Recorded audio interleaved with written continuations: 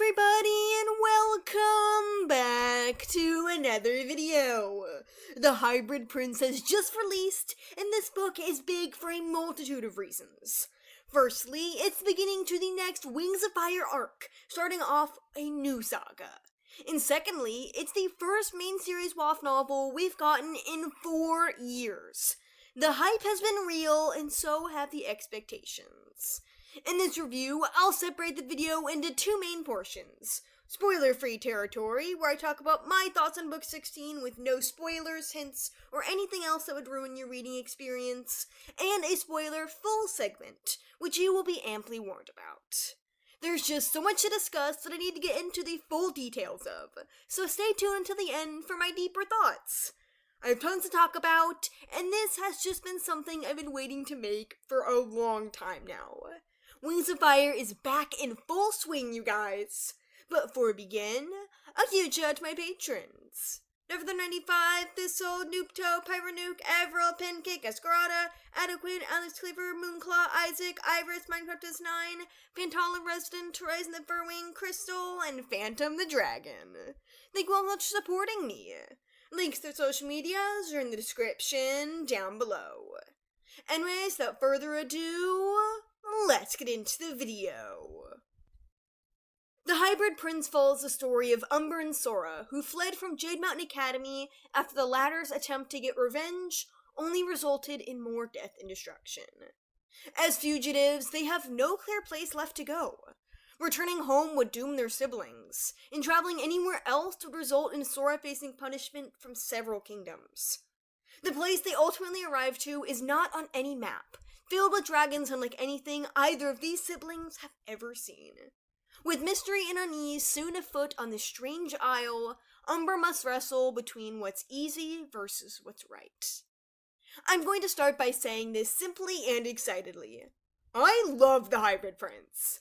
I've been very pumped to get a new main series novel, and obviously just as curious as everybody else on how it would be handled. There's a lot of pressure when it comes to the beginning of a new chapter, and Book 16 was no exception.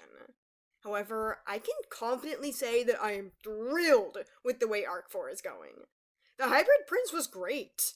It's not perfect, but it also doesn't really need to be. Without including spoilers, I want to talk about some of what I adored in this book. First off, we have an absolutely amazing introduction to lots of new characters and a whole original environment. I found myself caring way more about these dragons than I ever could have expected. The culture of this location is endlessly fascinating also. Though I believe The Hybrid Prince is listed as spine-chilling horror on the Scholastic or Amazon website, I honestly find it to be pretty dystopian and generally eerie rather than scary. I'll draw a comparison on what it reminds me of in the spoiler part of this video. Tui tried to get that kind of energy with parts of the hives, but here it just worked a lot better to this sort of background uneasiness that slowly seeps through more and more. I think that's what I can say about this book as a whole. It was refreshing. Something about it just felt so new and confident in a way I can't place. Having a return to the Mudwings was fantastic as all of us predicted. I think Umber really worked for being the voice of this story, and what he experiences and develops into is really a message that is applicable now more than ever. It was really interesting to get to see a character who feels inexperienced at being a leader, having to take on the role. His evolution is doing so very naturally, and you're really rooting for Umber, while also relating to him. Everything with Sora was super fascinating, and I'm very satisfied with how her character was done. I'll be able to talk more about Sora in the second half of the video. You already know Mulberry from the back cover art, so I feel comfortable mentioning him now. Man, was Mulberry such a highlight. This dragon's energy just radiates through the page, making you feel as comfortable and warm around him as the other characters do. I just loved it. And is now a good time to bring up the love story? Gosh, the romance in this book was great. Even though it started off pretty fast, which is typical in WAF, I was still obsessed with everything. I won't mention it too much for now, but this book has one of my favorite couples in a while. I hope we get so much of it in the future. Literally every new character is just great. I'm excited to delve into each of them here soon. The Hybrid Prince does so many new things for this series, and they were absolutely what was needed. With wherever the rest of Arc 4 takes us, I am ready and literally more happy and excited than ever. I only have two real complaints about the book, the first of which I already mentioned. The primary love plot starts up very fast. I think 𝙈 is due for a slow burn and dramatically long-awaited confession. The other I'll include in the spoiler part, which is about now. This is where I'm going to stop things in our spoiler-free zone. I highly recommend you check out The Hybrid Prince as soon as possible, because this was worth the wait, oh my gosh! You guys are going to fall in love with everybody you meet, and I can't wait to see more of you falling down the rabbit hole of mystery, intrigue, and genuineness this book holds.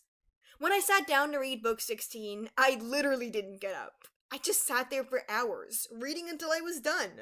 That's how invested I was. The Hybrid Prince is entertaining and heartfelt in every way, while also being mature in all the necessary ones. It was also really cool to read from the point of view of a character who isn't a dragonette, which has only ever happened in the ARC books with Peril. Book 16 is a real motivator and an utterly fantastic and memorable addition to the Wings of Fire we love. What happened in this will stick with me for a very long time. So, spoiler talk is about to begin. As I begin diving into all the filled plot holes, twists and turns, epilogue, and more, now is your time to click off if you want to go into the Hybrid Prince totally free of knowing what's ahead. I'll have some breakdown videos out soon, so keep an eye out for those. This discussion is going to get big. If you've read it already or don't mind hearing some of the biggest details, then keep watching. I'd love you to hear more, because this book just cannot be contained without talking about its insane moments. Like, hello? You guys saw all those wild cameos, right? Queen Monarch? She's alive, living on the Dungeon Isles, and has a half-hiveling son? Scarlet Canyon appeared again through a magical flashback? Blob is back? From Darkstalker Legends? Fathom and Indigo got mentioned, and their distant descendants are shaping up to be something major? Mulberry's a tribrid? Some smoke dragon escaped? There's an all-wing egg and a mystery unhatched one? The queens are gone, and okay, I can't even list everything. Oh my gosh, you guys. 3 moons was I losing it while reading this book in the best possible way. We're going full spoilers now that the Hybrid Prince is out. And man, that title! Mulberry is a tribrid! His mother is a skywing, and his father is a leaf knight hybrid. That second part definitely explains Mulberry's empathetic abilities to an extent. But I have a feeling we're going to learn lots more about Dragonspeak. We also got 2 new tribes in a way, and to me, this was the best possible method for that to happen through. It's not an entirely new system or continent sprung on us. It's a way of adding something new while also expanding what we already have. The Sharpwings are artificial, enchanted by animus magic, and the Wild Wings are just hybrids of multiple tribes over many generations on the island. And let's chat about those villains. It was really cool to get just unapologetically evil dragons in 𝙈 again. Beryl and Snakeroot are super fascinating to me, and from the moment we saw them, I was just hooked on what their deal was. I think they were great antagonists, and I hope they have some kind of a role again in the future. Maybe they know something to stop this mystery egg thief, and Umber and the others will have to return to question them about it. There were a lot of new dragons to get to know here. I also think Tui named some of them with the purposeful goal of making me struggle in my videos. I will master the pronunciation, I promise. Quokka is an icon. I just know she's going to become a fan favorite. Honestly, most of these dragons will be. Platypus deserves her own book. I love this amazing and iconic not ghost. Her personality was very refreshing to see in 𝙈. Paua being a descendant of Waterfall who came from Fathom and Indigo's line? This is just amazing. I sincerely can't wait for more of this healer, who I adore already. Aurora is a queen, and her brother Borealis fascinates me so much. Genuinely everybody was just fantastic. The Dungeon Isles was great to explore, and its small size felt perfectly captured. My only real critique of this book is just us not seeing a ton of daily life for these characters. The concert scene was some of the best of us getting daily experiences, but during Umber's big speech is where the issue is ultimately highlighted. In his massive moment, Umber spoke to many dragons, encouraging them to fight back against Beryl and Snakeroot. However, this would have been even more impactful if we actually got to see these figures throughout the book. He even mentions people who hadn't even appeared before at all. How are we supposed to properly connect to them and the empowerment they're feeling if they haven't even been there to us? Showing Umber's training sessions would have been a fabulous way of showcasing more of these dragons. Instead, we just cut away every time he began those classes. Why? Outside of that, though, there isn't really much else that bothered me. The epilogue has to be one of my favorites in this series, because man did it get me hyped. The new prophecy is also mysterious as ever, and though most of it seems to have already happened, you never know.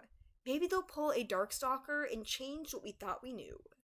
With most of the queens being missing, minus Coral and Moorhen seemingly, I have no clue what's next or who could lead the following novel. I think Icicle is a must though at some point, because her perspective now would be really important. Imagine her trial is delayed because of the queen's vanishing, which sparks us into her POV. Platypus is someone I hope we come back to. Royalty is a huge element of the arc, but not in the way you might think. Arc 4 seems to be about redefining royalty and leadership entirely. We saw it with Umber taking a stand, even though it would have been so easy not to. We got it with the Triumvirate being the rightful ones voted upon to be in power, and better together.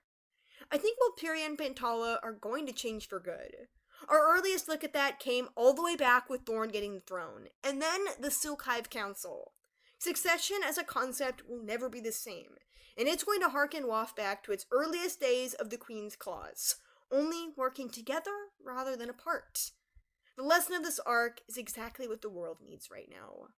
I also want to say this. Did the Hybrid Prince remind anybody else of 1984 but with dragons? And I mean this is a huge compliment. My biggest unanswered question is this though. Why did one of Fath and Indigo's descendants flee their home island for the Dungeon Isles? There has to be an important reason for that, and I have a feeling it's going to be hugely related to the sinister conclusion of this book. Here's to more of the dragons I've fallen in love with, and many analysis videos, breakdowns, theories, and more dropping soon. What did you guys think? How would you rate the Hybrid Prince, and what did it really draw you in with? Which new dragon was the best? Let me know down below. I can't wait to cover them all in depth in an upcoming video, and of course, 19. Thank you all so much for watching, and I'll see you in the next video. Bye.